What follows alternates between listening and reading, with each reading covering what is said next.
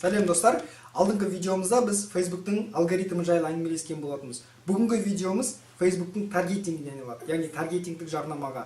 Таргетинг деген ағылшын тілінен аударғанда нысана деген мағынаны береді, яғни сіздің көздеген аудиторияңыз. Көздеген аудиторияңызға қалай жетуге болады? Айталық, сіздің бір тауарыңыз бар, сату керек. Яғни сіз ол тауарыңызды белгілі бір топтағы адамдарға сатқыңыз келеді. Айталық, студенттерге, болмаса 40 пен 50 жас арасындағы ер азаматтарға, немесе тағысын тағы.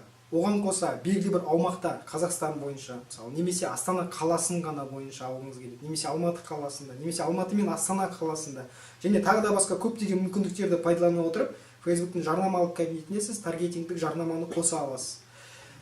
Оған қоса Facebook таргетингтік жарнамада 15 түрлі мақсатқа, жауамен 15 түрлі мақсатта қолдануға сізге мүмкіндік береді.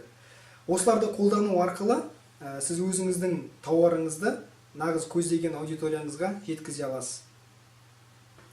Таргетинг жарнаманы жасау үшін әрине сіз Facebook'қа төлеуіңіз керек. Яғни шамалы сумма төлеу арқылы сіз өзіңіздің аудиторияңызды кеңейте аласыз. Яғни алгоритмдегі 10-15% аудиториядан асып шығып, ары қарай қандай аудиторияға көрсеткіңіз келеді, сол аудиторияға жеткізе аласыз. Сондықтан да таргетинг жайлы сабақтарды біз кеңірек қарайтын боламыз. Әр мақсатқа жеке-жеке тоқталамыз. Әрқайсының жеке-жеке ішіндегі сырларын, құпияларын ашып, сіздерге видеомен және скринкасттармен міндетті түрде жеткізетін боламыз. Әрине, осы тақырыпқа арналған міндетті түрде Facebook'та тікелей эфирге шығуымызда ғажап емес, сондықтан да тікелей эфирді міндетті түрде күтіңіздер. Егер сізге таргетинг жарнама қызық болатын болса, міндетті түрде комментке жазыңыз. Сұрақтарыңыз болса, міндетті түрде жазыңыз, пікірлеріңізді жазыңыз. Және алдағы уақытта қандай видеоны көргіңіз келеді, сол туралы да міндетті түрде пікірге жазуыңызды өтінемін.